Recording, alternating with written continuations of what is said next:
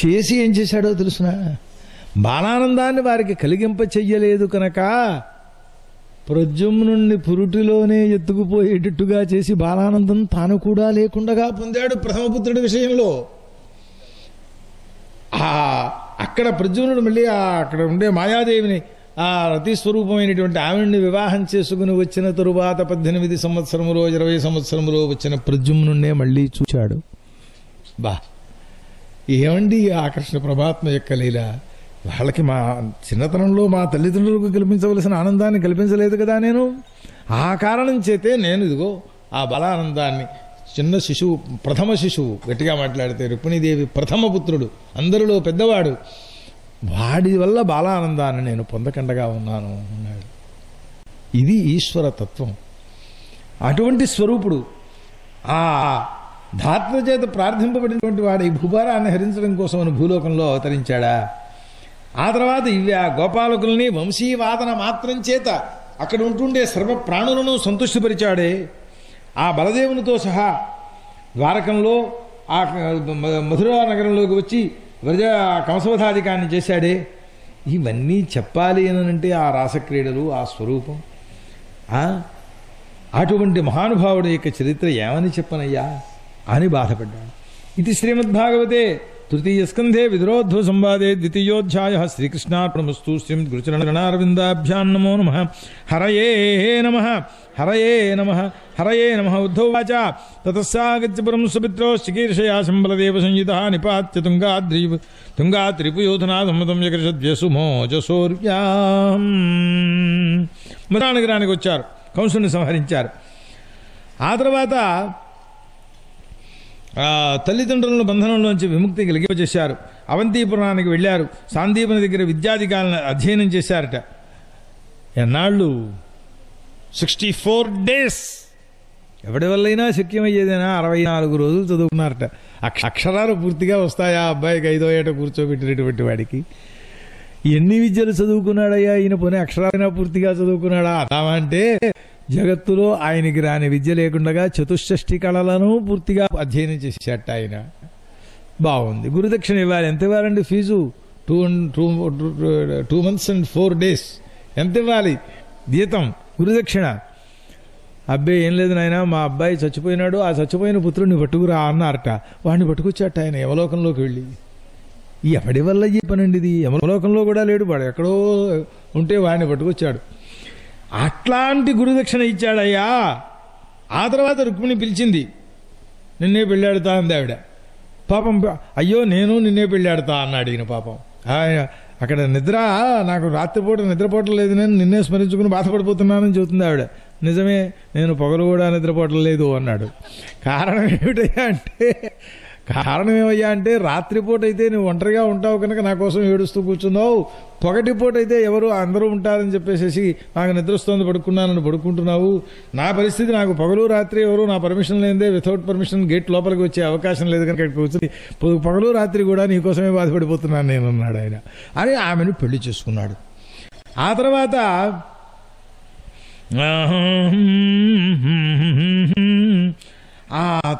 ఈ ఒకసారి అది ఇప్పుడు ఇక్కడ వివాహం చేసుకోవడం అనేటటువంటిది రాక్షస వివాహమా గాంధర్వ వివాహమా అని మళ్ళీ అక్కడ ప్రశ్న వాళ్ళిద్దరు. దీన్ని రెండు రకాల వివాహం, అది తర్వాత చెప్పుకుంటాం. ఆ తర్వాత ముక్కుకి తాడులు లేనటువంటి ఎడ్లను వశం చేసుకుని నగ్నజిత్తు యొక్క కూతురును, నాగ్నజితి అంటారు, ఆమెను పెళ్లి చేసుకున్నాడు. సత్యభామకు సంతోషాన్ని కలిగింపచేయడం కోసం దేవేంద్రాదులను జయించి ఆ పారిజాత వృక్షాన్ని పట్టుకొచ్చాడు. ఆ తర్వాత భౌమాసురుణ్ణి సంహరించి ఆ భగదత్తుడు అనేటువంటి వాడి కొడుకే రాజ్యాన్ని ఇచ్చి ఆ అంతర్భవనంలోకి వెళ్ళారట. వెళ్ళేటప్పుడు కటకటాల్లో ఉన్నారు 16,100 మంది అమ్మాయిలు.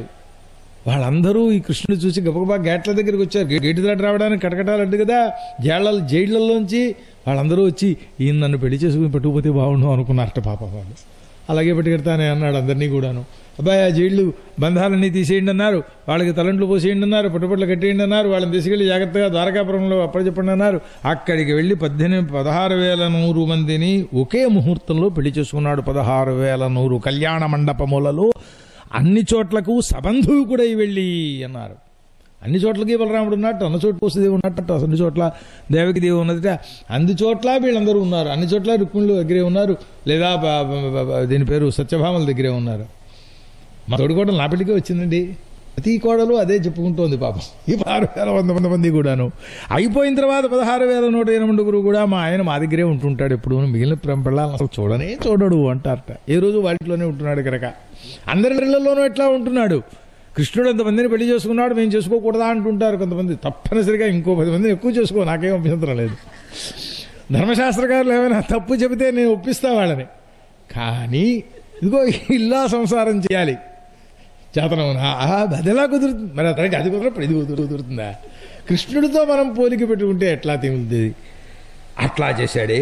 వాళ్ళు ప్రతిరూపేణ మనసా స్వీచక్రుహు, మనస్సుతోటే స్వీకరించారట ఆ నరకాసుర కారాగారాల్లో నివసించినటువంటి కన్యకలందరూ కూడా. సరే, వాళ్ళందరినీ కూడా తీసుకున్నాడు. ఏకైకస్యాం దశ, ఇందాక చెప్పాను కదా, ఒక్కొక్క భార్యకు 10 మంది మగపిల్లలు, ఒక్క ఆడపిల్ల. ఎంత ముద్దుగా ఉంటుందో చక్కగాను. 10 మంది ఆడపిల్లలు, 10 మంది మగపిల్లలు, ఒక ఆడపిల్ల అయితే వాళ్ళందరూ ఈ చెల్లెల మీద ప్రేమతో అన్ని రకాల సౌకర్యాలు చేకూరుస్తారు. సరే, అది అయిపోయినది. తర్వాత కాలయవనుడు, జరాసంధుడు, శాల్వాడు, ముచుకుందుడు, భీమాదుడు ఇలా ఎవరెవరినో హేతువులుగా పెట్టి ఎవరెవరినో చంపించి తాను కొంతమందిని చంపి శంబర ద్వివిధ బాణ మొర ద్వివిధ దంతవక్త్ర ఓహో వరస వీళ్ళందరినీ చంపారు. అన్నీ అయ్యాయి. ఆ సైనికుల యొక్క బలం చేత కౌరవ పాండవ యుద్ధంలో భూమి కంపించిపోయినది. గదాయుద్ధంలో దుర్యోధనుణ్ణి పడగొట్టించారు. అయినా సంతోషం కలగలేదుట. కురుక్షేత్రంలో దుష్టులైనటువంటి వీరందరూ పోయినప్పటికీ కూడా ఆఫ్టర్ ఆల్ భూభారం ఎంత వెళ్ళిపోయిందయ్యా అన్నారు. ఎందువల్ల చెప్పాను కదా, 10 మంది కొడుకులు, ఒక అమ్మాయి చొప్పున 16,189 సంతానాన్ని. కానీ వాళ్ళకి అనిమనవలు, ఇనిమనవలు, ఉనిమనవలు, ఇంకా ఏమంటే అరునిమనవలు కూడా చెప్పాలన్నమాట. అంతమందిని సంతానాన్ని కన్నాడు. ఇంతమందిని కనిస్తే మళ్ళీ భూభారం హరించినట్లేమైందయ్యా అని చెప్పి అధిక సంఖ్యలైనటువంటి యాదవులు వీళ్ళని జయించడం లోకంలో చాలా కష్టం. అట్లాంటి పరాక్రమవంతులు సామాన్యులు కారు. వాళ్ళందరినీ కూడా ఉపాయాన్ని ఆలోచించారు. సరే, ధర్మరాజుకు పట్టాభిషేకం అయిపోయింది. అందరూ సుహృతులందరూ కూడా ఆనందాన్ని పొందారు. బ్రహ్మాస్త్ర దగ్ధుడు అనకూడదు, దహ్యమానం, బ్రహ్మాస్త్రుని చేత దహ్యమానుడవుతూ ఉండేటటువంటి కురువంశుడైన పరీక్షిత్తుని రక్షించినటువంటి వాడై ధర్మరాజు చేత 3 అశ్వమేధయాగాలు చేయించి సోదరులందరితోటి కూడా ప్రజాపరిపాలన చేసేట్లుగా ఆయనకి ఏర్పాటు చేశారు. ఇంటికి వచ్చాడు. ఈయన నిస్సంగుడై సర్వ విషయములను అనుభవించాడు. కాఫీ తాగాడు, టీ తాగాడు, మరి షర్బత్తు తాగాడు, అన్నీ తాగాడు. వేళటికి దివ్వలేదేమని మాత్రం ఎప్పుడు ఎవరిని ఏమీ అడగలేదు ఆయన. వస్తే తాగుతామండి, లేకపోతే అట్టి పెట్టేస్తాం, మనకేం బాధ, వాళ్ళ సామాను వాళ్ళ దగ్గరే ఉంటుంది. టీ పట్టుకొచ్చాడు అనుకోండి, తాగాము, పట్టలేదు, మామూలుగా ఊరుకుంటాం. అదిట అప్పుడు నిస్సంగస్సన్ విషయానుపహో అని చెప్పినటువంటి మాటకు ఆయనకి ఔదాసీన్యం ఇట్లా ఉంటుంటే కృష్ణభక్తుడైనటువంటి కృష్ణభక్తుడు ఎవడైనా దైవాధీన విషయముల యందే ప్రీతిని పొందాలి. కృష్ణుని చూచి నేర్చుకోవలసినటువంటి అంశం అందులో కూడా. ఎవరినైనా స్నేహదృష్ట్యా మధుర వచసా సదాచారేణ ఇట్లాంటితోటి చూస్తుంటాడు ఆయన. కాబట్టి విషయముల యందు ప్రీతి అనేటటువంటిది వాడు పొందడయా కృష్ణభక్తుడైనటువంటి వాడు అన్నారు. సరే, ఒకసారి దారిలో క్రీడించుకుంటున్నారట మహర్షులు. ఆ కుర్రవాళ్ళు ఏమిటో ఆశ్చర్యంగా ఉంటుంది. కుర్రవాళ్ళు ఎవరి కుర్రవాళ్ళు? అప్పటికి సాంబుడు. వాడికి వయస్సు ఎంత ఉంటుంది? Minimum 80 years. మినిమం 80 అతడికి ఉన్నటువంటి వయస్సు. అట్లాంటి స్థితిలో ఇంత తలగా పొట్ట కట్టేసుకుని, చీర కట్టేసుకుని, విగ్గు పెట్టేసుకుని ఆ దూర్వాసుడి దగ్గరికి వెళ్ళి పక్క వాళ్ళ చేత అడిగించాడు, మా అమ్మాయికి అబ్బాయి పుడతాడంటారా, అమ్మాయి పుడతాడంటారా అని. ఈ వయస్సులో కుర్రవాళ్ళు క్రీడిస్తూ దూర్వాసుని అడిగితే ఆయన చూసి, దుర్మార్గులారా మీకు యాదవ కులాన్ని నాశనం చేసే ముసలం పుడుతుంది అని శపించాడు.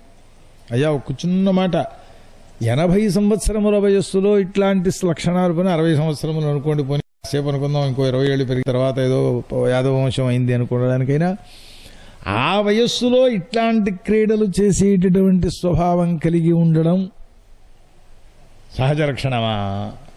వద్దు. సాక్షాత్ దుర్వాసుడు వంటి ఋషీశ్వరుడి దగ్గర ఇట్లాంటి లక్షణాలు చూపించడం అనేటటువంటిది పొగరుమోతుతనమా లేక సౌజన్యమా. వీళ్ళని విధులు పెడితే కృష్ణుడనే ఈశ్వరవేరు పక్కకి తప్పుకున్న తర్వాత ఈ సర్పాలు లోకానికి క్షేమప్రదములా. పరాక్రమం తక్కువ లేదు ఒక్కొక్కడికి. ఆ గర్గభాగవతంలో వర్ణిస్తారు, వీళ్ళు కొట్టిన బాణానికి పైకి ఎగిరిపోయినటువంటి ఏనుగులు ఇప్పటికీ ఇంకా ఆకాశంలో ఉన్నాయట. ఇప్పటికీ వారు వర్ణించినటువంటి వర్ణనం, ఆ ఎగిరిన ఆ ఆకాశంలో ఇంకా అలా పెడుతూనే ఉన్నాడు, ఇంకా కిందకి దిగే పరిస్థితి లేదు వాటికి. అంతంతటి పరాక్రమవంతులు వాళ్ళు కనుక ఈ కులాన్ని అట్టే పెట్టకూడదు అని నిర్ణయించుకున్నటువంటి వారలై ఆ తర్వాత ఆ శాపం అనేటువంటి ఉపాయాన్ని కల్పింపచేశారు. ఆ తర్వాత శాపమును నివృత్తి చేయాలి, మనం ఏదో శాంతులు చేసుకోవాలి అని ప్రభాస క్షేత్రానికి వెళ్ళారు. కొంతకాలానికి స్నానాలు చేశారు, దేవర్షి విద్యుతర్పణాలన్నీ చేశారు, గోదానాలు చేశారు, విస్తృతమైన గోదానాలు. నిత్యదానం అనే ఒకటి ఉంది ధర్మశాస్త్రంలో. రోజు ఏదో ఒకటి కొడుకోరికిస్తూ ఉండడం, దానికి ఏదో కొన్ని నియమాలు ఏవో చెప్పుకొచ్చారు. కృష్ణ పరమాత్మ నిత్య గోదానం చేస్తాట. ఆయన ఎన్ని గోవులండి? 1,00,000 గోవులు. ఎక్కడ వర్ణించారు ఇది? ఈయన పాండవుల దగ్గర నుంచి కౌరవుల దగ్గరికి దౌత్యానికి వెళ్ళేటప్పుడు మధ్యలో తగిలిన యమునా నదిలో స్నానం చేసి నిత్యగోదాన రూప 1,00,000 గోదానము చేసిన తర్వాత బయలుదేరి వెళ్ళాడు అని వర్ణించారు. This is a pocket money. జేబులో ఉన్న డబ్బును 100 రూపాయలు దానం చేసినట్టుగా 1,00,000 గోవులను ఇచ్చాడు ఆయన. నాకు ఇప్పటికీ సంశయం తీరలేదు, ఏమైనా చెక్కు రాసిస్తే ద్వారకానగరంలో వీళ్ళకి హ్యాండ్ ఓవర్ చేస్తారా, లేకపోతే కూడా పట్టుకెళ్ళాడా అని ఎలా చెప్పాలో తెలియలేదు మహాభారతంలో చూసినటువంటి విషయాన్ని.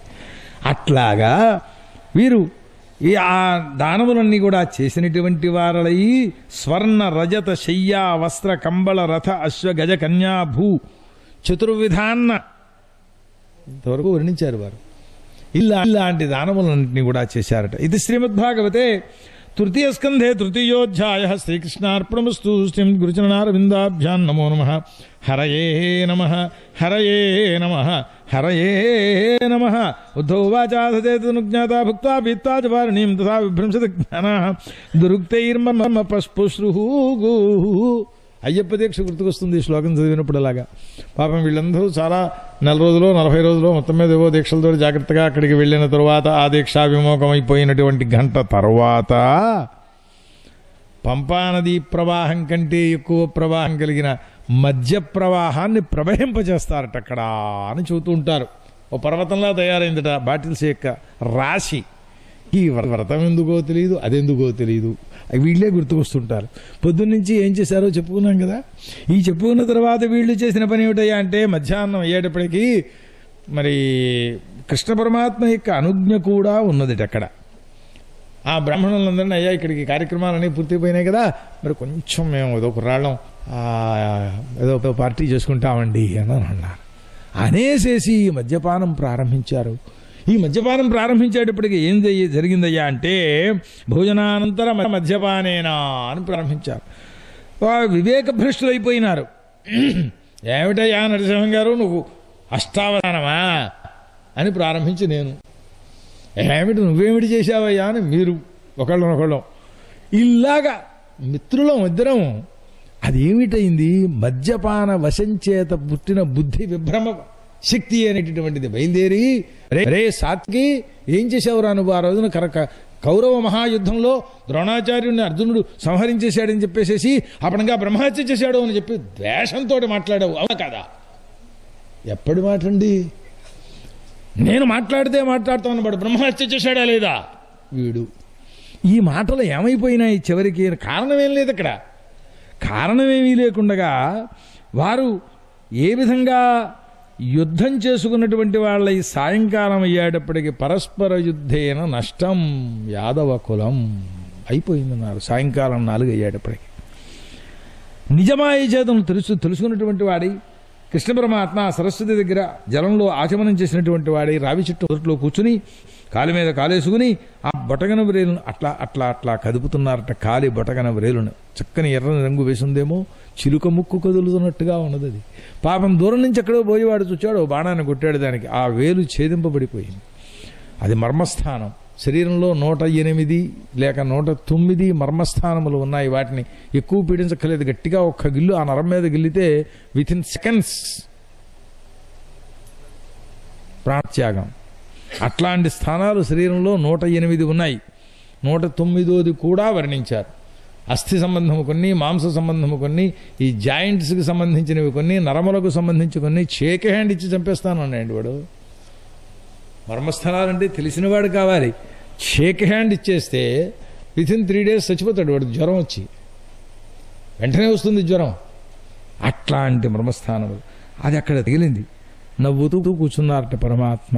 మర్మస్థానం మీద దెబ్బ తగిలితే కూడా వాడు వచ్చి చూసి జరగనుకుని వచ్చి, అయ్య బాబోయ్ పొరపాటు జరిగిపోయింది కృష్ణ అని కాళ్ళ మీద పడిపోయినాడు. కంగారు పడగా జరగవలసిందేదేనో అందుకే కూర్చున్నాను ఇక్కడ అన్నారు. ఏం మాటలండి ఇవి. ఎందుకు చేశారో తెలుసిన? చెట్టుచాటు నుండి వాలిని కొట్టాను.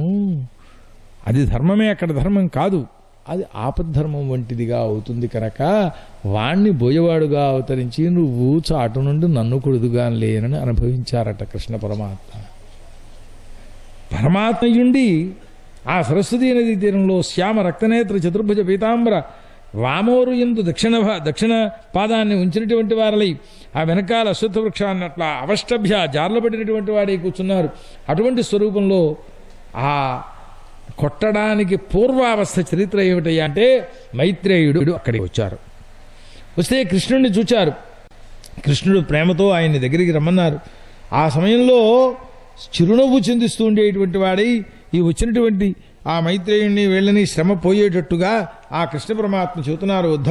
ఉద్ధవుడు కూడా వచ్చాడు ఇక్కడికి. నీ అభీష్టం ఏదైతే ఉందో అది నేను ఎరుగుదునయ్యా అన్నారు. నీ కోరిక ఏదో తెలుసు, అయితే అది ఇతరులెవరూ పొందదగినటువంటిది కాదు. దానికి పొందవలసిన ఇతరులకు తెలియని సాధనాన్ని నీకు నేను ఉపదేశం చేస్తున్నాను ఓ ఉద్ధవా. ఇది నీకు అంతిమమైన జన్మ. బా ఎంత మాట అండి. ఇక నీకు జన్మ లేదు. ఎందువల్లనంటే నిష్కామ భక్తితో నన్ను చూచావయ్యా నువ్వు. పరమేశ్వరు దగ్గరికి వెళ్ళి నాకు ఉద్యోగం కావాలి లేదా 1,00,000 రూపాయలు కావాలి అంటే అర్థం ఏమిటో తెలుసునా? ఒరే పరమేశ్వర, నువ్వు బుద్ధిహీనుడు, ఆలోచన లేదురా నీకు అని అర్థం. అదేమిటండి అలా అంటారు? దేవుడి దగ్గరికి వెళితే ఏం కోరితే అది ఇస్తాడన్న కదా. వెళ్ళి అడుగుతున్నారు మీరు, నాకు అబ్బాయి పుట్టాలి, నాకు ఐశ్వర్యం కావాలి, లాటరీ తగలాలి, భూమి కొనుక్కోవాలి, మేడ కట్టాలి, ఇస్తాడనే కదా అడుగుతున్నారు. నమ్మకం లేకుండానా? అక్కడ నమ్మకం లేకపోతే దండం పెట్టరు కదా. అంటే నీవు కోరుకుంటేనే కానీ నీకు కావలసినదేదో తెలుసుకోలేని చేతకాని దద్దమ్మ దేవుడు అని గుర్తించి ఆయన నాకు ఇది కావాలని అడుగుతున్నావు అన్నమాట. అంతే కదా. ఆ వచ్చింది ఒకవేళ పరమాత్మ ఇచ్చేస్తే ఇల్లు కడుతుండగానే నెత్తి మీద కూలిపడిపోతుందేమో తెలియదు నీకు. ఆయన నేనేది పొందదగిన దాన్ని నాకు ఇయ్యి అంటే అది ఆయన ఇష్టమైంది ఇస్తాడు. ఆయన ఇష్టమైంది ఇస్తే వచ్చే సుఖం, మన ఇష్టమైంది వస్తే వచ్చే ఇబ్బంది తెలుసునా? ఏదో రాజుగారి దగ్గరికి వెళ్ళి ముక్కడం పెట్టి అడిగేటెవడోను, దేవుడి దగ్గరికి వెళ్ళి ఇల్లు కట్టుకుంటానని అడుగుతాడు ఏమిటండి వీడు. పరమాత్మ ఇవ్వడం వస్తే అర్జునుడు హనుమంతుడు దాంట్లో ఉపమానం. మనకి ఏం కావాలరా అన్నారు. ఎవరెవరో ఏదో అడిగారు. నాకేం కావాలని అక్కడేదైనా రామరామ అనుకుంటూ కూర్చుంటాను, అదులకు బాగున్నాడు రాముండే. అలా కాదురా, అందరికీ ఏదో ఇచ్చాను, నీకు ఇవ్వాలి, నీకు తోచింది ఏదో ఇయ్యి. ఎంత తెలివైన పను అది. నీకు తోచింది ఇయ్యనేటప్పటికీ ఆయన చూశాడు, పంచాయతీ సర్పంచ్ పదం ఇస్తే సర్పంచ్ పదం ఏమిటి హనుమంతుడికి? మనకి సీతాదేవిని వార్తను తీసుకొచ్చినటువంటి వాడు. పోనీ చీఫ్ మినిస్టర్ ఎంత అయ్యా, పోనీ ఫ్రేమ్ అని లాభం లేదు. ఈయన ఇలా లెక్క వేసుకుంటూ సర్వలోకములలోకి ఉత్తమమైనటువంటి ఆ బ్రహ్మ పదాన్ని ఇచ్చారు. భవిష్యత్ చతురాననః, నీకు తోచింది ఇవ్వమన్నందుకు వచ్చిన ఫలవదన్నమాట. అది ఇస్తూ ఏం చేశాడు? ఈయన భక్తుడే, జ్ఞానం లేదు. బ్రహ్మజ్ఞాని కావాలి, బ్రహ్మస్థానం కావాలి అని అంటే బ్రహ్మోపదేశం, వాళ్ళు అక్కడ బ్రహ్మతత్వాన్ని ఉపదేశం చేయాలి లోకంలో, అక్కడికి జ్ఞానులు కాకుండా వచ్చినటువంటి ఆ సన్యాసులకు. కాబట్టి దారా కూర్చొని అయినా నీకు ముద్దు బెల్లము కడతాను, కాస్త చెప్పిన పాఠం విను అని ఉపనిషత్తులన్నీ తాను పాఠం చెప్పాడు ఆయన కూర్చొని పెట్టి. వైదేహీ సహితం సురద్రుమతలే హైవే మహామంటపే మధ్యే పుష్పమయాసనే మణిమయే వీరాసనే సుస్థితం అగ్రే వాచయతి ప్రభంజన సుతే తత్వం మునిభ్యః పరం వ్యాఖ్యాంతం. ఎదురుగుండా కూర్చొని ఉపనిషత్తుల భాష్యం చదువుతున్నాడు ఆయన. ఈయన ఆ తన యొక్క స్వరూపాన్ని తానే వ్యాఖ్యానం చేస్తున్నాడు. అయ్యా ఇంతకంటే కావలసిందే ఉంది అని ఋషీశ్వరులందరూ వచ్చి కూర్చొని వింటున్నారట. పాపం ఎంత అదృష్టం అండిది. నా క్వాలిఫికేషన్ గురించి నేను చెప్పుకుంటే మీకు తెలుస్తుందా? మా నరసింహమూర్తి గారిని కూర్చోబెట్టి చెప్పంటే మర్చిపోతాడు 4-5 నాకు గుర్తు, ఆయనకేం తెలుసు? ఆత్మతత్వ స్వరూపం బ్రహ్మ సాక్షాత్ తారక బ్రహ్మ రూపంలో వచ్చినటువంటి రామచంద్రమూర్తి ఆ హనుమంతునకు బ్రహ్మతత్వాన్ని ఉపదేశం చేసి ఇది మర్చిపోకురా నాయన కాస్త జాగ్రత్తగా పెట్టుకో, అక్కడికి వెళ్తా నీకు పదవి ఇచ్చేస్తానన్నారు కదా. 10th క్లాస్లో కూడా పాస్ అవ్వనటువంటి వాడికి లెక్చరర్ పోస్ట్ రిజర్వ్ చేసేట్టే పెడితే వాడిని ఎలాగో అలా ప్యాచ్ చేయించి ఈ చదువుకున్న విద్య కాస్త గుర్తెట్టుకుని అక్కడ కుర్రవాళ్ళకి చెప్పరా నాయన అని బలవంత పెట్టి బోధింపచేసినట్టుగా హనుమంతుడిని తయారు చేసుకున్నాడు ఆయన. ఇది పరమాత్మ దగ్గరికి వెళ్ళి నీకు తోచింది ఇవ్వవయ్యా, నీ శక్తిది ఇవ్వవయ్యా అంటే వచ్చే ఫలం. సరే, ప్రకృతంలోకి వస్తాం. కనుక ఆ స్థితిలో ఈ కృష్ణాదేశం చేత ఉద్ధవుడు అక్కడ ఏమంటారంటే, ఇక్కడ ఉద్ధవుడు ఈ లోకాలని ఈ జ్ఞానాన్ని ప్రసరింపచేయడం కోసం ఇతన్ని అట్టిపెట్టాలి, ఈయనని ఉద్ధవుడిని అట్టిపెట్టారట. 3 4 5 మిగిలారన్నారు చూడండి. ఆ ఉద్ధవుడు కూడా మిగిలిన వాళ్లలో ఒకడు. ఎందుకయ్యా అంటే పరమాత్మ యొక్క స్వరూప జ్ఞానాన్ని లోకానికి పంచడం కోసం మిగిల్చేయండి అన్నారు. అందుచేత ఇతడు ఎందువల్ల అని అక్కడ ఒక్క మాట కృష్ణ పరమాత్మ యొక్క భావముతోటే చెబుతున్నారన్నమాట. నోద్ధవ అన్వభిమన్యూనః యద్గుణైర్నార్దిత ప్రభు. ఈ ఉద్ధవుడు నాకంటే కొంచెము తక్కువవాడు కాడు అన్నారు కృష్ణ పరమాత్మ. ఆయన కంటే నన్యూన తక్కువవాడు కాడు. ఎందువల్ల అని గుణము ఆయన్ని సత్వరజస్తమో గుణాదులు ఏవి ఆయన్ని పీడించలేదు కనుక. ఇదే పరమాత్మ స్వరూపం. సత్వగుణ త్రిగుణాతీత స్థితికి వెళ్ళిన వాడికి ఈ వేదాలు శాస్త్రాలు నిషేధాలు కవిధులు నిశ్రైగుణ్యే పథి విచరతాం కో విధి కో నిషేధ. వేదం చెప్పింది అబ్బా చెబుతుంటాయా వేదాలు అలా ఉన్నాయి అంటే అట్టవాడు. అటువంటి స్థితి పరమాత్మ స్వరూపుడే. అంతటి వాడు అని ఆయన అట్టే పెట్టారు అక్కడ. సరే, అందుచేత లోకానికి నా యొక్క తత్వాన్ని అందింపచేస్తుండేటువంటి వాడు ఇక్కడ ఉండాలి అని భావన చేశారు. నాకంటే తక్కువ వాడు కాడు కనుక అని చెప్పారు. ఇది అని చెప్పి కృష్ణ పరమాత్మ యొక్క ఆదేశాన్ని పొందినటువంటి వాడే ఉద్ధవుడు కొంతకాలం అక్కడ ఉండి సరే బద్రికాశ్రమానికి బయలుదేరి వెళ్ళిపోయినాడు భగవదారాధన చేయడం కోసం. ఈ విదురుడు కూడా కృష్ణుని యొక్క కీర్తనీయమైన చరిత్రలన్నింటినీ గానం చేసుకుంటూ ఉన్నాడు ధైర్యవర్ధనమైనటువంటి స్వరూపంలో. ఇది కృష్ణ పరమాత్మ స్వర్గలోకాన్ని అదే ఈ లోకాలంలోంచి విడిచిపెట్టి వెళ్ళారు, అవతార సమాప్తి చేశారు అని చెప్పి తెలిసినటువంటి వాడి ఈ ఉద్ధవుడు వల్ల విని వృత్తాంతం అంతా కూడా ఆ సమయంలో భగవంతుడు చేసినటువంటి కృత్యములు ఏమిటి, ఎవరిని స్మరించాడు, ఇవన్నీ కూడా విన్నటువంటి వాడై ఉద్ధవుడు వెళ్ళిపోయిన తర్వాత ఉద్ధవుడు చెప్పిన మాటలన్నీ విన్న తర్వాత స్మరిస్తూ ప్రేమ విఫలుడై ఒక్కసారి ఏడ్చాట పాపం. సరే, ఆ యమునా తటంలోంచి కొద్ది రోజులు అయిన తర్వాత బయలుదేరి వెళ్ళాడు. కొన్నాళ్ళు అక్కడ మైత్రేయుడు కూడా ఉన్నారట. తర్వాత గంగాద్వారానికి వెళ్ళారు అని వర్ణించారు. ఇది శ్రీమద్భాగవతే తృతీయ స్కందే చతుర్థోధ్యాయ. శ్రీకృష్ణార్పణమస్తు. శ్రీమద్ గురుచరణారవిందాభ్యాం నమో నమః. హరయే నమః. హరయే నమః. హరయే నమః. శ్రీశుకోవాచ ద్వారిద్యునద్యార్షభక్రూణాం మైత్రేయమాసేన మగాధబోధం క్షత్తోపసృత్యాచ్యుతభావశుద్ధ పపృచ్ఛసోశీల్యగుణాభితృప్తః. విదురుడు శ్రీశుకుల వారు చెబుతున్నారు, గంగాద్వారంలో ఉంటూ ఉండేటటువంటి మైత్రేయుడి దగ్గరికి వెళ్ళి విదురుడు అప్పుడు అడిగాడు, ఏమో మైత్రేయ, ప్రపంచకంలో ప్రతివాడు సుఖం కోసం పనులు చేస్తాడు, ఏ పనులైనా. అయితే చేసిన వాటి వల్ల సుఖమే వస్తోందా అనుమానం, దుఃఖశాంతి కలుగుతోందా? లేదు పూర్తిగా అన్నాడు. సుఖం వస్తోందా లేదా అనేది సంశయం, దుఃఖశాంతి కలుగుతోందా అంటే మాత్రం అది లేదు అనేది వాస్తవం అన్నాడు. పైగా దుఃఖమే కలుగుతోంది. పైగా సుఖం కోసం చేసిన కర్మల వల్ల వచ్చే ఫలములు కూడా దుఃఖాన్ని కలిగింపచేస్తున్నాయి. కనుక లోకంలో శ్రేయస్కరమైనటువంటి కర్మ ఏదో చెప్పవయ్యా. నీ వంటి విష్ణు భక్తులున్నారు, వాళ్ళు లోకంలో హరిభక్తి రహితుల మీద కూడా కృపను చూపిస్తూ ఉంటారు. హరిభక్తి ఉంటే అలాగా చూపిస్తారు. కనుక హృదయస్థితుడైనటువంటి పరమాత్మ ప్రసన్నుడైనటువంటి వాడి జ్ఞానాన్ని ప్రకాశింపచేస్తూ ఉంటాడు. సాధన మార్గంలో నన్ను తీసుకువెళ్ళవలసిందే అని చెప్పి ఉపదేశం చేయవలసిందే అని ప్రార్థిస్తున్నాను. జగత్తును పరమాత్మ సృష్టి చేశాడు అనున్నారు. అలాగే భూలోకంలో అనేకమైన అవతారాలు ఎత్తాడు, చరిత్రను సృష్టి చేశాడు. ఆ హరియే ప్రళయకాలంలో ఈ జగత్తును తన హృదయంలోకే మళ్ళీ తీసుకుపోయినటువంటి వాడే యోగ నిద్రను పొందుతాడు. మళ్ళీ సృష్టిమయంలో బ్రహ్మస్వరూపంలో ప్రాదుర్భావం చెందుతూ ఉంటాడు. పుడుతూ ఉంటుంది ప్రళయం, జగత్తు ప్రళయం. మా జీవుడు పుట్టుగా నాశం మామూలే కదా. అయితే గోవిప్ర దేవాదులకు సుఖములను చేకూర్చడం కోసమని శుభములను చేకూర్చడం కోసం నానా అవతారములలో క్రీడిస్తూ ఉండేటువంటి వాడే అనేక లీలని చేస్తూ ఉంటాడు. తత్వభేదముల చేత అనేక రూపాలని ధారణ చేసినటువంటి వాడే. లోకాలోక పర్వతముల యొక్క బహిర్మార్గములను అక్కడికి కూడా వెళ్ళగల ఆయన లోకపాలకుల్ని సృష్టి చేశాడు. అయితే ఏ రీతిగా జీవుల యొక్క స్వభావ కర్మ నామ రూపాది భేదములను కల్పన చేశాడో అవన్నీ నాకు చెప్పు ఒకసారి అన్నాడు.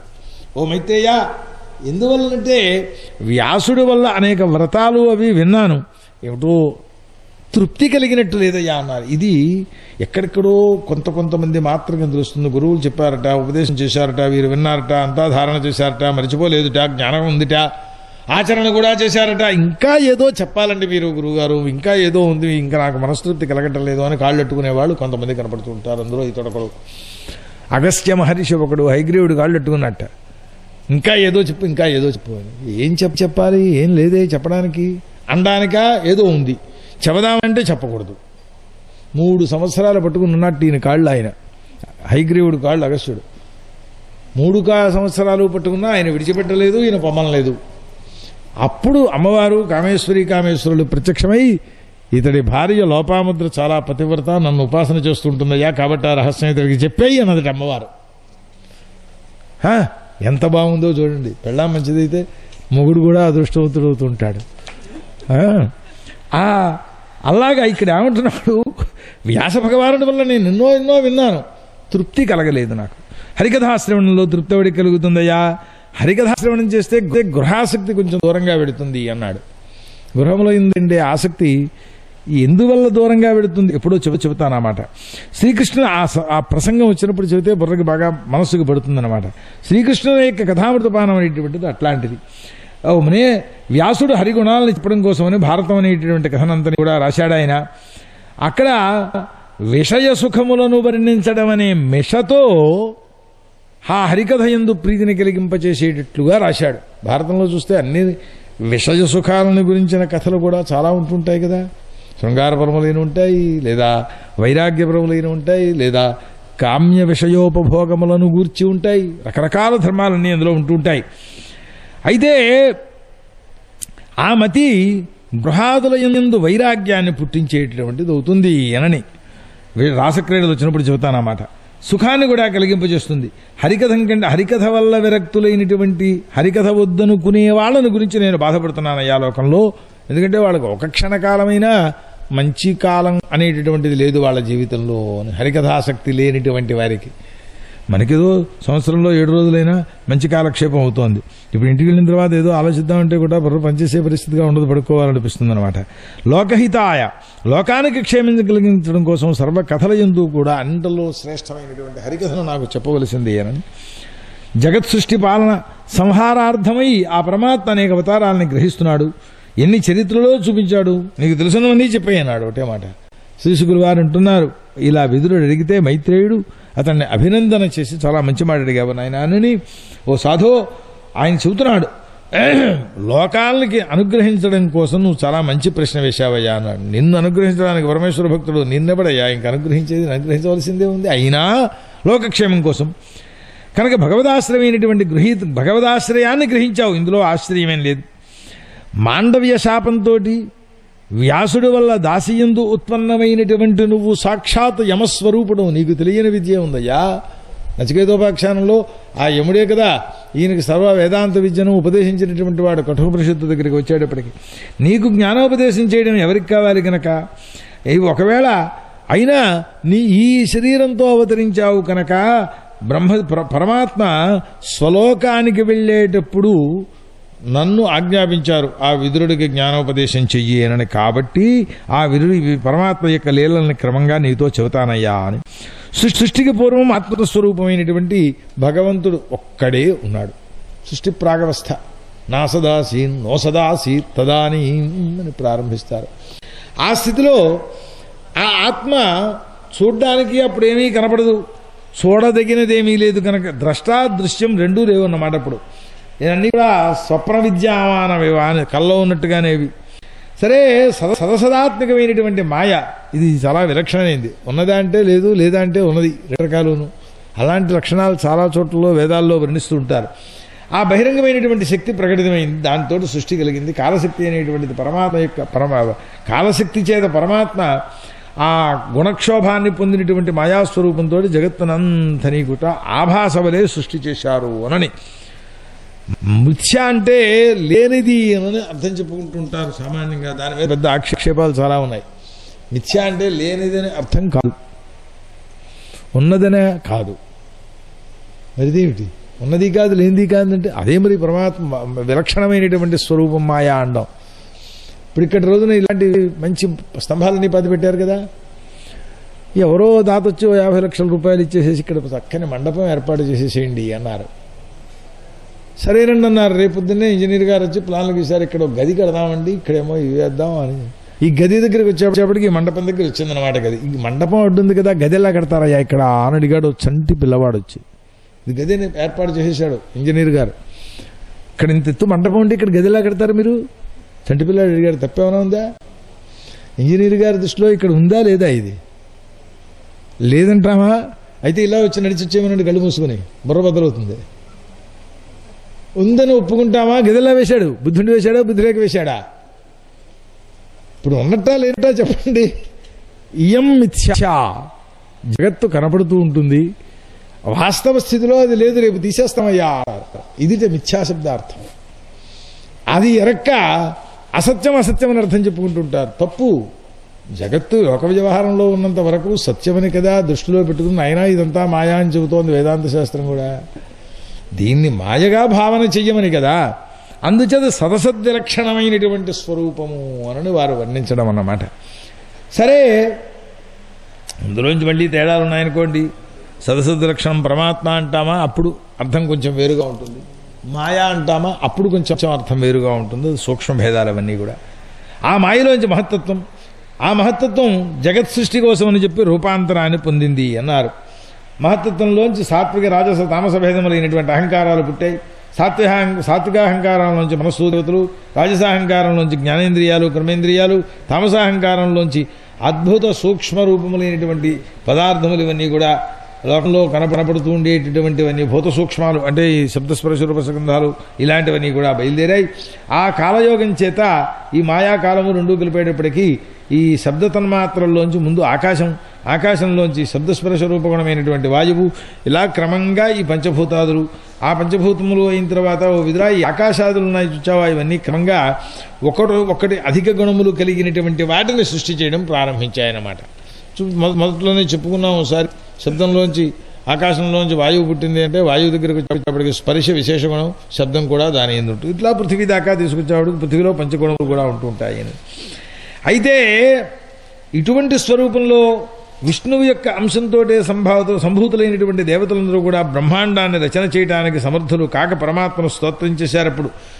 శరణాగత త్రాణ పరాయణుడు నువ్వు, తాపనాశకుడు నువ్వు, ఈ బాధపడుతుండేటటువంటి వాళ్లకు ఎండ తగ్గకుండా గొడుగు పెట్టే గొడుగు స్వరూపం అన్నమాట నువ్వు గట్టిగా చెప్పాలి అంటే అట్లాంటి నీ పాదపద్మాలకు నమస్కారం అయ్యా, మాకు తండ్రివి నువ్వు, నీ పాదపద్మారాధన తప్ప మాకింకేమీ తెలియదు, తాపత్రయ సందిగ్ధులమై ఉన్నాం మేము, ఋషులు వేదాలు ఇవన్నీ కూడా నీ యొక్క చరణాలని అన్వేషిస్తూ ఉండేటటువంటివి ఉంటాయ్యా, కాబట్టి నేను శరణు పొందుతున్నాం, నీ చరణమే మాకు రక్షణ కావాలి అని ఇట్లా ప్రార్థన చేయడం ప్రారంభించారు వారు.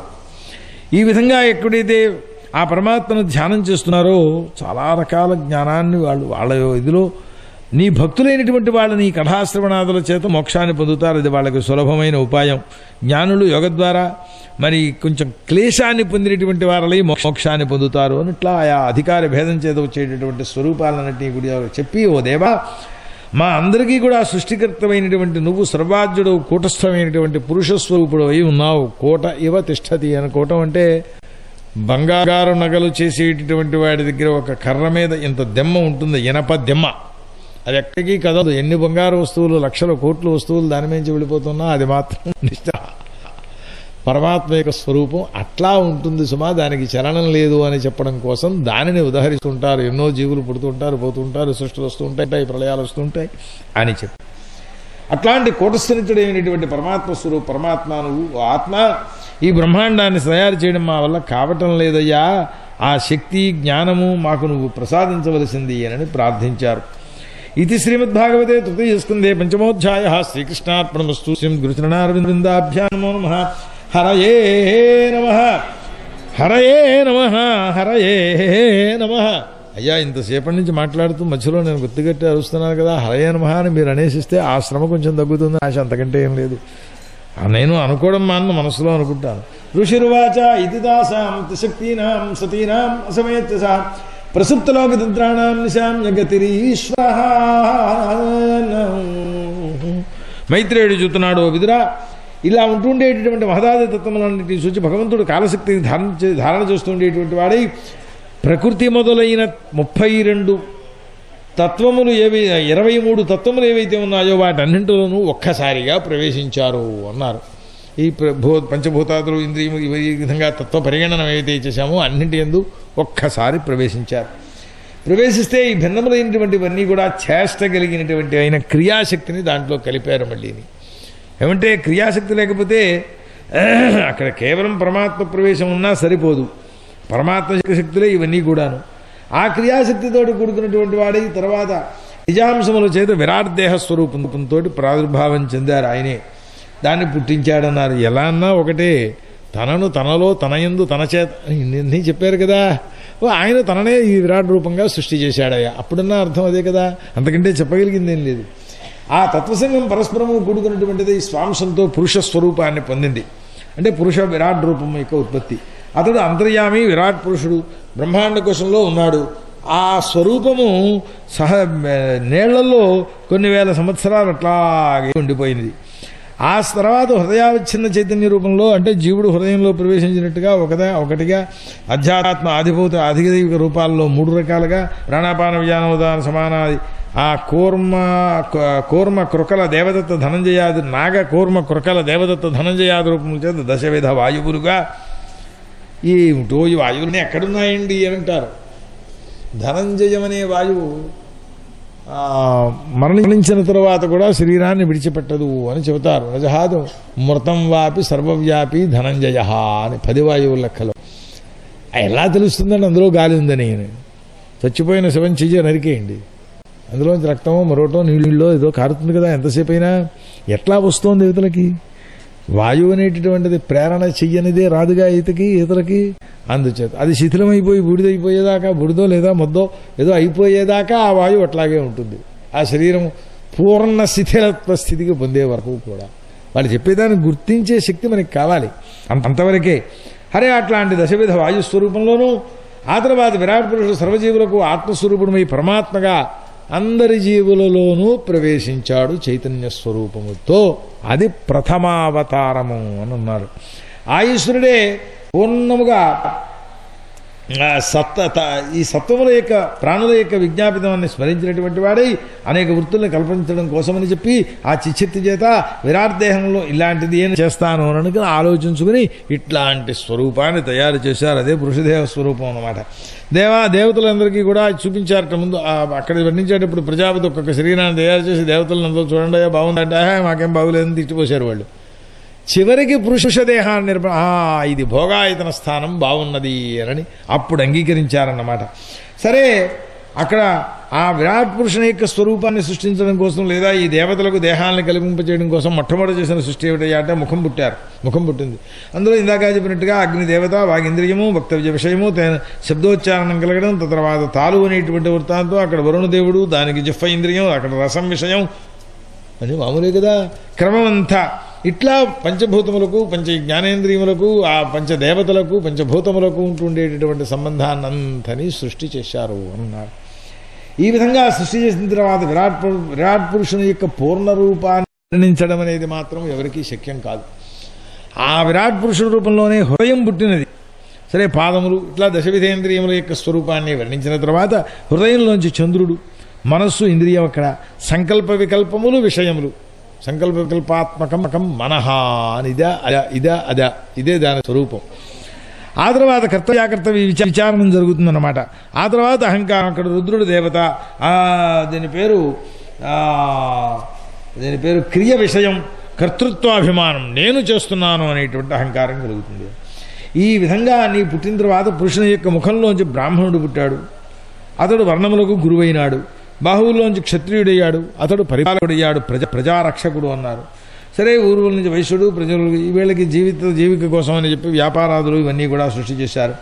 ప్రజాసేవకులు ఇలాగే ఇవన్నీ చెప్పిన తర్వాత వీళ్ళు వాళ్ళ ధర్మాన్ని పాలన చేస్తూ ఉన్నట్లయితే హరికి సంతుష్టిని కలిగింపచేసిన వారై హరికి ప్రీతిపాత్రమవుతారు అన్నారు. ఇట్లాంటి స్వరూపంలో అయితే ఆ విరాట్ రూపుడైనటువంటి పరిపూర్ణ స్వరూపాన్ని వర్ణించడం నా వల్ల కాదు సరికదా, ఎవడి వల్ల కాదు అని చెబుతున్నారు వారు చెప్పేటప్పుడే. ఈ గురూపదేశానుసారంగా ఏదో యథాశక్తిగా నీకు ఈ తత్వాన్ని చెప్పాను అనని వారు చెప్పింది.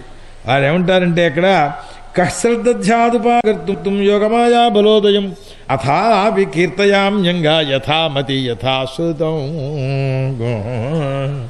ఏదో నేను విన్నది, నా బుద్ధి గ్రహించినది వరకు నీకు చెబుతున్నానయ్యా అని అంటున్నాడు ఆయన. ఆయన చెప్పిన దాన్ని వ్యాసుడు రాస్తున్నాడు, మనకి చూపిస్తున్నాడు. ఇంకా మనకి ఎంతవరకు యథామతి అనే మాటకి ఇంకెంతవరకు చెప్పాలి అని. అందుచేత ఆ తర్వాత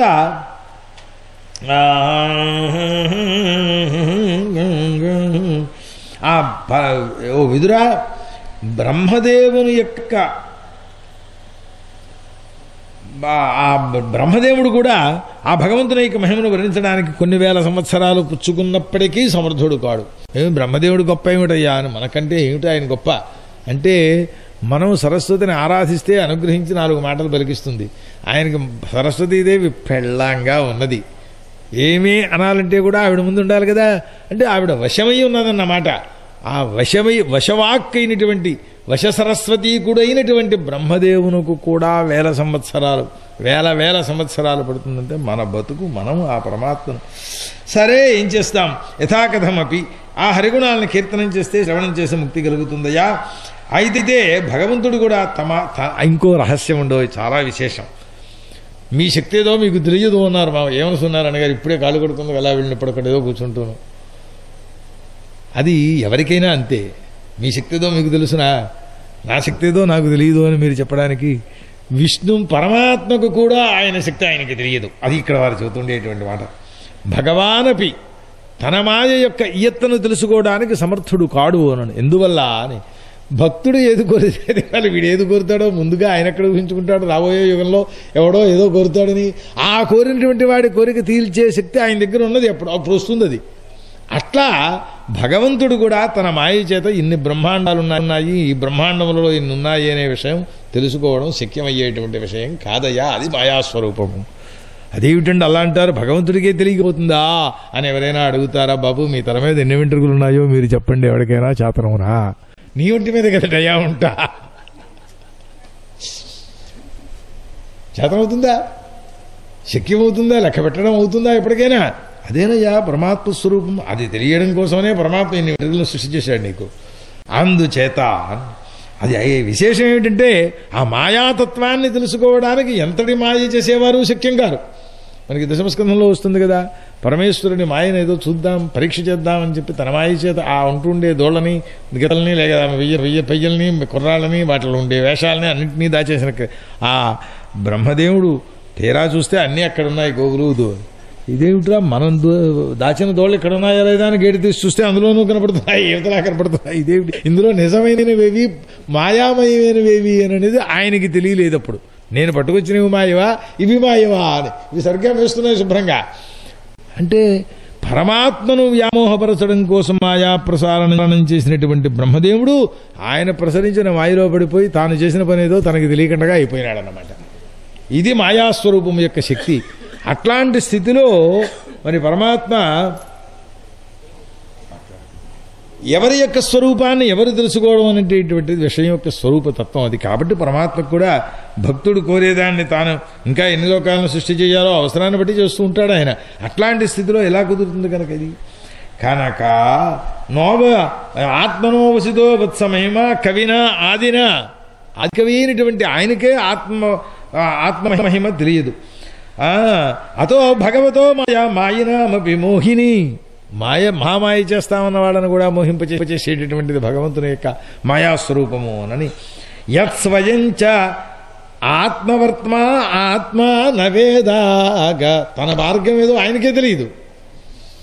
ఎలా వెళ్ళదు అయ్యా, ఆ గజేంద్రుడు ప్రార్థించినప్పుడు ఎలా పరిగెట్టుకొచ్చాడో ఆ పరిగెట్టుకు రావలసి వస్తుందన్న విషయం ఆ పరమాత్మకు తెలుసునా అంతకు పూర్వం ఎప్పుడైనా? వాడు కోరాడు, వెళ్ళాలి, అయిపోతుంది టైము, సెకండ్లో వెళ్ళిపోవాలి అక్కడికి. అప్పుడు కలిగింది ఆ అవసరం. కాబట్టి నేను ఇంత గొప్పగా వెళ్ళగలను అని అనుకున్నాడు ఆయన. అంతే, లేకపోతే ఎలా తెలుస్తుంది? వెళ్ళవలసిన అవసరం వస్తే కానీ. అదన్నమాట. నవేద కిముత అపరే, పైవాళ్ళకి చెప్పేదేమున్నది ఏనని. కనుక పైగా ఏమిటి ఏనని, యతో ప్రాప్యన్యవర్తంత వాచశ్చ మనసా సా అహంచాన్యే ఇమే దేవాస్తస్మై భగవతే నమః. ఒక్కటే మాట చెప్పారు. వాక్కులన్నీ కూడా వెళ్ళి పరమాత్మని చెబుదాము అని మా వల్ల కాదయ్యా అని వెనక్కి వచ్చాయి. మనస్సు వెళ్ళి ఊహిద్దాం పరమాత్మతత్వం ఎట్లా ఉంటుందో అని చెప్పి వెళ్ళి నా వల్ల కాదు అని వెనక్కి చక్కా వచ్చింది. నాకు తెలియదు. ఎవరు ఒప్పుకుంటూ ఉంటే ఈ మాట? సాక్షాత్ మహర్షి, ఆదికవి లేదా బ్రహ్మ, ఇలాంటి వాళ్ళు. ఇక ఇతరుల విషయం చెప్పేదేముందయ్యా, ఎందుకు వీళ్ళందరూ నేను సృష్టిస్తే సృష్టింపబడిన వారు కదుటరా అన్నారు. మా గురువు గారు చెప్పారు ఒకసారి. ఆయన దగ్గర ఒకరు ఒక గ్రంథం చదివారట. ఆ గ్రంథాన్ని మరొక శిష్యులకు వారు బోధించారట. వారు కాలేజీలో పాఠం చెబుతున్నారట. ఈ మొదటి గురువు గారు ఎప్పుడో ఎందుకో ఆ ఊరు వెళ్ళినప్పుడు నేను ఈ పుస్తకం చాలా బాగా పాఠం చెప్పానండి అన్నారట. ఓ బాగుంది నాయన. ఇంకోసేపు ఆ పుస్తకం అండి నేను, బాగుంది నాయన. ఇంకోసారి ఆ పుస్తకం అండి బాగా విషకలితంగా చెబుతున్నానండి, బాగుంది నాయన. ఆ పుస్తకం భాష్యం వ్యాఖ్యానం అన్నీ చూసేశానండి, చాలా బాగా చెప్పాను. రే ఇలా రా కూర్చో. ఎవరి దగ్గర చదివావు నువ్వు? ఫలానా. వాడెవరి దగ్గర చదివాడు? తమ దగ్గరే కదా. నాకు ఆ పుస్తకం రాదు, నాకు తెలియదు, నేను చదువుకోలేదు. ఏదో వాడు వస్తే గతిరేక పాఠం చెప్పాలని చెప్పాను. నాకు తెలియని పుస్తకం వాడికి నేను చెప్పాను, వాడు నీకు చెప్పాడు, నువ్వు బాగా చెప్పానని నాతో చెబుతున్నావు. చాలా బాగుంది అబ్బాయి, వెళ్ళిరా అన్నారు. ఎందుకంటే ఏం చెప్పక్కర్లేదు కదా. సోమశేఖర శాస్త్రి గారు చెప్పారు ఈ మాట, ఎవరో కాదు, మంజూష పాఠం చెప్పారట ఆయన, వ్యాకరణ గ్రంథం. అది ఎందుకంటే బ్రహ్మదేవుడు మొదలైనటువంటి వారు, మహర్షులైనటువంటి వారు నాకు తెలియదని చెప్పినటువంటి అంశాన్ని మనం తెలిసేసుకున్నాము అని గంతరిస్తాము అంటే అది ఎంతవరకు తెలిసినట్టు అనని. ఒక్క నమస్కారం, మాకు ఇది తెలియనే వద్దు. అయితే మన్ని బంధించకుండా మనని పరమాత్మ దగ్గరికి తీసుకెళ్లే మార్గానికి అవరోధం కాకుండా నమస్కారం, అంతవరకే మాకు కావలసింది. అది ఎక్కడుంటే మనకే, ఎంతుంటే మనకే ఆ మాయాతత్వం అనేటటువంటిది. కనుక ఇది శ్రీమద్భాగ. కనుక ఆ మాయకు అధిష్టానభూతుడైనటువంటి ఆ పరమాత్మ ఎవడున్నాడో ఆయనకి నమస్కారం చేస్తున్నానయ్యా. ఇది శ్రీమద్భాగవతే తృతీయ స్కంధే షష్ఠోధ్యాయ. శ్రీకృష్ణార్పణమస్తు. శ్రీ గురుచరణారవిందాభ్యాం నమో నమః. హరయే నమః.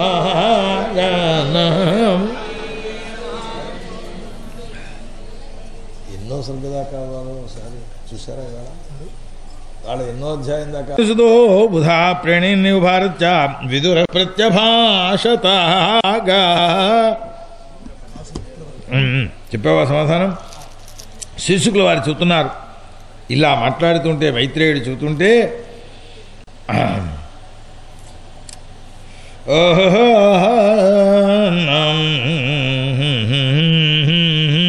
విదురుడు మైత్రేయుడు వల్ల విరాట్ కృష్ణ యొక్క ఉత్పత్తి స్వరూపాలన్నీ విన్నటువంటి వాడై అడుగుతున్నాడు, బ్రహ్మర్షే, వికారరహితుడైనటువంటి పరమాత్మకు క్రియలేమిటి, నిర్గుణుడైనటువంటి పరమాత్మకు లీలలేమిటి, ఇవన్నీ ఎలా కుదురుతాయ్యా? ఆత్మతృప్తుడైనటువంటి ఆ పరమాత్మ బాలుల్లాగా క్రీడలు చేయడం అనేటువంటిది ఏమైనా బాగున్నదా? ఎందువల్లంటే తన యొక్క మాయ చేతనే జగత్తు సృష్టి స్థితి పరిపాలనని కూడా చేస్తున్నాడు ఆయన. దేశకాల బాల వ్యవస్థలన్నీ కూడా తన చేత కానీ ఇతరుల చేత కానీ ఏవీ పొందేటువంటి వాడు కాదు. ఆయన ఇవన్నీ పొందవలసిన అవసరం ఏం లేదు. అతడు బ్రహ్మస్వరూపుడు. అసలు జీవుడనేవాడు అవిద్యాయుక్తుడే ఎందుకుంటున్నాడు? సర్వశరీరావస్థుడైనటువంటి జీవుడు కూడా పరమాత్మ, అందరి శరీరంలో ఉన్న పరమాత్మ, జీవుడు కూడా పరమాత్మ స్వరూపమే కదా. వీడికి క్లేశాదులు ప్రాప్తులేమిటి? ఎందుకు ఇట్లా బాధపడుతున్నాడు వీడు? ఇది చాలా పెద్ద సంశయమయ్యా. దాన్ని కాస్త దూరంగా పోగొట్టేటి ప్రయత్నం చేయవలసింది అని అడిగారట విదురుడు. అంటే శుశుకులు వారు చెప్తున్నారు, విదురుడు అడిగేటప్పటికీ చాలా పట్టుదలగా అడిగాడు ఆయన. సాగ్రహం అంటారు అక్కడ వ్యాఖ్యాతలు. అంటే ఇప్పుడు మైత్రేయుడు చెప్తున్నారు, నాయన పరమాత్మ యొక్క శక్తి అచింత్యము. ఈ గాలి అటికేసిపోతుంది, అది నాకు తగులుతున్నట్లేదు, చెమటడుతున్నట్టుంది. అచింత్య శక్తిశాలి అయినటువంటి హరి యొక్క మాయ ఇట్లాంటిది అని చెప్పడానికి, ఊహించడానికి అవకాశం లేని విషయం అయ్యా. స్వప్నంలో లోకంలో ఎవడైనాను కత్తెట్టుకొచ్చి తలకాయ నరికేసుకుని చేత్తో పట్టుకుని నా తలకాయ ఎంత బాగుందో అనగలనండి? అంటాడా? కలలో అంటున్నాడు. ఇలాంటి కళ వస్తుంటాయి కదా. మరి అక్కడ ఎలా అన్నాడు? అబ్బాయి అది కళ అండి, ఇది మాయండి. నీకు దృష్టాంతం చెప్పడం కోసం చెప్పాను తప్ప మాయకు వశం కాని విషయమేమీ లేదు జగత్తులో. అందుచేత జలంలో ప్రతిబింబం చూస్తాడు. మనం ఈ మ్యూజియంలు పెడుతుంటారు కదా, మ్యూజియంస్. అక్కడికి వెళ్ళేటప్పటికి అద్దం ఒకటి ఇలా ఉంటుంది. అందులో మనం వెళ్ళేప్పుడు కోతిపిల్లలా కనపడతాం. ఏవయ్యా మీరు ఎలా ఉన్నారా? మరి అందులో కనపడుతున్నావే, నీ ప్రతిబింబం కాదా అది? అద్దం వంకరండి. అదేనాయనా మేము చెబుతున్నది, మనస్సు వంకర. కాబట్టి పరమాత్మ యొక్క లీలల్ని తెలుసుకోవడంలో భిన్న భిన్న రూపాల్లో తెలుసుకున్నా నువ్వు అన్నవారు. అంటే ఇవన్నీ నేను చెబుతున్న మాటలు కాదండి. యథా వారు అక్కడ వర్ణించాడు. ఇప్పుడు ప్రతిబింబ జీవ స్వరూపాన్ని చెప్పారు. ప్రతిబింబంలో వంకర్లు ఉంటాయి. సూర్యుడు ఇక్కడి నుంచి అంత పొడుగున్నట్టుగా ఉంటుంది చూడండి. కావాలంటే చిన్న చిన్న కెరటాలు వచ్చేటటువంటి సరస్సులో ప్రతిబింబించినటువంటి సూర్య స్వరూపం 36 గజాల పొడుగు ఉంటుంది. ఇదేమి ఇంత పొడుగున్నాడయ్యా? సూర్యుడు ఎక్కడైనా పైకి చూస్తే ఇంతే ఉన్నాడు. అదే స్వరూపం మేము చెప్పామయ్యా అన్నారు. అట్లా ప్రతిబింబించినటువంటి జలంలో ఉండే కంపాది ధర్మములు వాస్తవిక చంద్రుని యందు లేనట్లుగా వాస్తవ పరమాత్మ యొక్క స్వరూపం ఏ వికారములు లేనిదైనా ప్రతిబింబితమైన జీవల్లో, ఈ శరీరాదుల్లో ప్రతిబింబించిన జీవస్వరూపం ఆయన తెల్లగా ఉన్నాడు, నేను నల్లగా ఉన్నాడు, నేను చాలా నల్లగా ఉన్నాను కదండి. పచ్చగా ఉన్నవాళ్ళు మేము పచ్చగా ఉన్నాం అనుకుంటారు, నేను నల్లగా ఉన్నవాడు నల్లగా ఉన్నాను అనుకుంటాను. వస్తుత నలుపు లేదు, తెలుపు లేదు. పై చర్మ తీసేస్తే మొత్తం ఉండేదంతా ఒకటే. ఈ దేహం ధారణ ఎంతకాలం ఉంటుందో అది పోయిన తర్వాత మొత్తం అంతా ఉండేటటువంటిది స్వరూపం వేరే, అసలు దానికి స్వరూపమే లేదు. ఏమిటిదంతా అంటే కల్పితం ఉన్నాయన అన్నారు. ప్రతిబింబ స్వరూపము అని చెప్పాడు. ఇది మిథ్యారూపేణ ప్రతీయతే అన్నారు. ఆయన మిథ్యా అంటే చెప్పాను కదా ఇందాక, లేదంటే బుర్రబద్దలవుతుంది, ఉందందామంటే అది వాస్తవం కాలేకపోతుంది. కాబట్టి దాన్ని మిథ్యా అని పేరు పెట్టారు ముద్దుగారు. దాన్ని కాదనుకుంటే ఎట్లా? కనుక జీవుని యొక్క దేహాది ధర్మములన్నీ కూడా ఈశ్వరుని యందు చూస్తే మిథ్యారూపములు, జీవదృష్టితో చూసినట్లయితే సత్యము అనని భావన అన్నమాట. అది మాయా శమదమాదుల చేతను, హరిదై చేతను, భక్తి యోగం చేతను మాత్రమే క్రమక్రమంగా నెమ్మదిగా విలీనమవుతుంది ఆ మాయాస్వరూపం. అప్పటికి కానీ వాస్తవతత్వం వాడికి అవగతం కాదు. కనుక జీవునకు సంసార ప్రాప్తి అనేటువంటి కనుక ఈ మాయ అనేది పోతే హరిగుణములను కీర్తనం చేయడం, శ్రవణం చేయడం ఇట్లాంటి వాటి యందు అవి చేసినందువలన క్లేశములు కూడా పోతాయి అన్నారు. అప్పుడు శుద్ధమైన జీవుడైనాడు. అప్పుడు ఏం చేయాలి? తత్పాద సేవనం, పరమేశ్వరుని యొక్క పాదాలని సేవించడమే. విదురుడు అన్నాడు, అబ్బా చాలా నువ్వు చెప్పినటువంటి ఈశ్వరుని యొక్క స్వరూపాన్ని చూస్తే జగత్కర్తృత్వాది విషయకమైనటువంటి, అట్లాగే జీవనకు సంసార ప్రాప్తి విషయకమైనటువంటి సంశయమంతా చక్కగా పోయిందయ్యా నాకు అన్నాడు. అయ్యా మీకు అందరికీ పోయిందా అంటే ఆయన చెప్పినట్టు నేను చెప్పలేకపోయినాను అన్నమాట. అంతే కదా. మరి ఆయన నాకు సంశయం పోయిందంటున్నాడు అంటే ధారణ చేస్తే పోతుంది, అంతకంటే ఏం లేదు. జగత్ స్వరూపమంతా మిథ్యాస్వరూపం అనేటటువంటి భావన చేయడం వస్తే జీవుడనేవాడెవరు? జగత్తంతా వ్యాపించి ఉన్న చైతన్య స్వరూపానికి మనస్సునే ఒక ఉపాధిని అంటగడితే వాడు జీవుడయ్యాడు. మనస్సు అనేటటువంటిది వదిలేస్తే అతడు పరమాత్మ స్వరూపం. అదే ముక్తావస్థ అని చెప్పుకోవడానికన్నమాట. మనసు వల్లేగా ఇవన్నీ మనోహేతు సర్వేషాం ఇంద్రియాణం ప్రవర్తనే అంటారు. కనుక ఆ మనోబంధం అనేటటువంటిది పోగొట్టుకోగలిగితే, ఆ మనోబంధం కలిగింది కనుక వీడు జీవుడైనాడు. క్లేశాలు ఇవన్నీ దీనివల్ల వచ్చాయి తెలుస్తుంది. కానైతే అది ఎంతవరకు నిలబడుతుంది? నాకైతే మాత్రం స్టేజీ దిగేదాకా నిలబడుతుంది, చెప్పలేను, అంతవరకు చెప్పగలను. తర్వాత ఏమిటంటే ఈశ్వరుడు నిర్ణయించాలి దాన్ని. సరే, ప్రకృతంలోకి వస్తే హరిగుణ అయితే ఇప్పుడు ఈశ్వరుడు స్వతంత్రుడు, జీవుడు పరతంత్రుడు అని నేను తెలుసుకున్నానయ్యా అన్నాడు. ఈ సౌందర్యాదులు లేదా దుష్టరూపాదులు ఇవన్నీ మాయావశించేది వస్తున్నాయి అని తెలుసుకున్నాం. నువ్వు చెప్పింది ఉచితమైనటువంటిది. జగత్తులో ఇద్దరే సుఖాన్ని పొందుతారు. ఎవరయ్యా అని, ఏకహ విషయాసక్తో మూఢ. కాఫీ తాగడమే సుఖం వాడి దృష్టిలో, ఇంకంతకంటే సుఖమేమీ లేదు. అఫ్కోర్స్ కాఫీ అని మళ్ళీ పట్టుకొస్తారేమో, ఇప్పుడు కాఫీ తాగడం. కాఫీ అనేటటువంటిది ఉపలక్షణం. విషయోపభోగ సుఖములే సుఖములు అనని వాడు ఎవడో అన్నాడు, అసారేఖలు సంసారే కాదయ్యా, అది చెబుతానంటామేమిటి ఇక్కడ. అసారేఖలు సంసారే సారం శ్వశుర మందిరం అన్నాడు. పెళ్ళైన కొత్తల్లో మాటలవి. అత్తారిల్లు సుఖం అండి అన్నాడు. ఇంటికి వెళ్ళేటికి గౌరవిస్తారు, చక్కగా అన్ని రకాల సౌఖ్యాలని అనుభవించవచ్చు, నూతన యవ్వనం అన్నీ బాగానే ఉంటాయి. అలాగా విషయోపభోగములు మాత్రమే పరమావధి అని అనుకునేవాడు మూఢుడై ఆనందాన్ని పొందుతున్నాను అని అనుకుంటూ ఉంటాడు. ఇక రెండో వాడయ్యా, వాడికి కొంతకాలం అయ్యేటప్పటికి 10 ఏళ్ళు అయింది అత్తారింటికి వెళ్ళి. అప్పటి నుంచి భారవి చరిత్ర గుర్తుకొస్తుందన్నమాట. ఏమయ్యో మా అబ్బాయి ఎక్కడికో వెళ్ళాడు, కానీ ఒక్కసారి ఆవుల్ని పొలం దాకా తీసుకెళ్ళి వదిలేసి అక్కడ జాగ్రత్తగా మేస్తూ ఉంటాయి. తీరా అక్కడికి వెళ్ళేప్పటికి మేమిపోతే వదిలేసి వచ్చేస్తాడా, కాపలా కాస్తాడు. అయిన తర్వాత ఇంటికి తోలు ఇవాళ అలా ఒక్కసారి గదిల్ని కడిగేయాలి. ఏమవుతుంది క్రమక్రమంగా వెళ్ళేటప్పటికి అని ఈ సారం శ్వశుర మందిరం పోతుంది. అప్పటికి వచ్చేటప్పటికి వీడికి ఆ నూతన యౌవన సుఖ స్వరూపాదులన్నీ పోయినాయి. కాబట్టి ఇది దుఃఖము అనేటటువంటి జ్ఞానం కలిగిన తర్వాత ఇంకెవడయ్యా ఆనందాన్ని పొందేవాడు? భగవద్భక్త. వాడికి నిత్యము ఆనందం. అక్కడికి వెళ్ళేటప్పటికి మొహమ్మత్తుడాలు లేకపోతే మరొక లక్షణాలు ఇవేమీ ఉండవు. అట్లాంటిది లేనిది కనుక పరమాత్మ యొక్క స్వరూపం.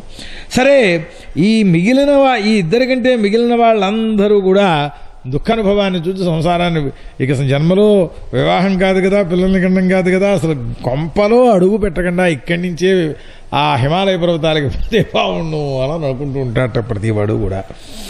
అయితే స్వరూప జ్ఞానం తెలియదు కనుక అంటే ఆ హిమాలయాల పర్వతాలకు వెళ్ళి ఏం చెయ్యాలి? గోదావరి చేసేది ఏముందయ్యా, అక్కడికి వెళ్ళినా ఇక్కడ అక్కడ మామూలే కదా, ఏదో పాకట్టుకోవడం, అందులో వంట వండుకుంటూ తినడం అంటే, అబ్బా దీనికోసం అయితే అక్కడి దాకా ఎందుకు రా అన్నాడు. స్వరూప జ్ఞానం తెలిస్తే దీన్ని విడిచిపెట్టేస్తాడు. అది లేక దీని మీద దుఃఖం భావన కలిగిన దీన్ని విడిచిపెట్టగలిగినటువంటి పరిస్థితి వీడికి లేదు అన్నాడు. సరే, వాడి కష్టాలు పొందుతూనే ఉంటాడు. ఏం చేస్తాం, అంతకంటే ఏం లేదు. ప్రపంచకంలో జగత్తులో ప్రయోజనవంతమైనటువంటిది అంటూ ఏమీ లేదు. ప్రయోజన ప్రతీతి కలుగుతూ ఉంటుంది అంతవరకే. కనుక ఆ ప్రతీతిని కూడా భగవత్పాద సేవనం చేసినట్లయితే వాడికి అది కూడా దూరం ముందు పోతుంది. ఇది సుఖము అనే భ్రాంతి అన్నమాట, అది కూడా పోతుంది భగవత్ ప్రీతిని కనుక పొందినట్లయితే. భగవత్ సేవ చేతనే సంసార బంధములు పోతాయి అని చెప్పేసి ఆ భగవత్పాదముల యందు ప్రీతిని పొందడం అనేటటువంటి ప్రీతి కలగడం కూడా దానివల్లే భగవత్ సేవనం చేసినందువల్లనే. కనుక మహత్తత్వాహంకారాలు చెప్పుకొచ్చాము వెనకాల. ఆ పరమాత్మ దాంట్లోనే విరాజస్వరూపుని విరాట్ పురుషుని అందులో చేసి అందులోనే ప్రవేశించాడు అన్నాం. అక్కడికి వెళ్ళేటప్పటికీ లోకంలో ఉంటే కరచరణ జవజవ సహిత జీవస్వరూపాదులన్నీ ఆయనవే. ఇవన్నీ కూడాను మందేం కాదు అయ్యా. పరమాత్మది అనడానికి ఒక్కటే ఉదాహరణ. ఆ కన్నేదో దోషం వచ్చేసేసి పూడిపోయింది. అది ఏంరా చూడటం లేదు, ఈ కన్నే ఇలా పెట్టావేమిట్రా అని అడిగాడు. ఏమన్నాయా ఇక్కడ ఇంద్రియం పోయింది అన్నాడు. ఎక్కడికి పోయింది? కనపడుతుంది కదా, కన్నేం బాగా పోలేదు, బాగానే ఉంది కదా, కనపట్టలేదు. ఎలా పోయింది? లోపల ఇంద్రియం పనిచేయటం లేదు, ఇంద్రియానికి కారణభూతం. ఇట్లా వెనక్కి వెళ్ళడం ప్రారంభిస్తే ఆ పరమాత్మాత్మ చైతన్య స్వరూపం అనేటటువంటిది ఇక్కడ ప్రసరించకపోవడం. అక్కడ దాకా వద్దు. పక్షవాతం వచ్చి కదలటం లేదయ్యా. ఏమి వాయువు అక్కడికి సరిగ్గా ప్రసరణం కావటం లేదు కనుక. పోనీ వాయువుకు లేకపోతేనయ్యా స్పర్శజ్ఞానం కలుగుతోంది పైన, కానీ చెయ్యలేవటం లేదు. వాయువు ప్రేరణం అక్కడికి సరిగ్గా లేదు. వాయువును ప్రేరేపింపచేసేవాడు మొత్తం మూలభూతం వెళితే అక్కడికే కదా. ఇట్లా ప్రారంభిస్తే ఆయన ప్రేరణ లేని సర్వ జగత్తులో ఏ ఒక్కటి కదిలేటటువంటిది లేకుండా పోతుందయ్యా. అది పరమాత్మ యొక్క స్వరూపము అన్నట్టేను అని అన్నారు. కనుక ఏం చెయ్యాలి అని ఆయన యొక్క ప్రేరణ చేతనే ఈ జగత్తంతా సావకాశంగా ఉన్నది. అంతరిక్షలోకం ఉత్పన్నమైనది, ఆకాశం ఉత్పన్నమైంది అని ఉన్నప్పుడు విచారణ చేస్తూ శంకర భగవత్పాదులు చోట్లో అంటారు, ఆకాశము పదార్థమా అసలు అని. అంటే చార్వాకాదులు 4 భూతాలు అని అంటారు, ఆకాశం భూతం కాదు.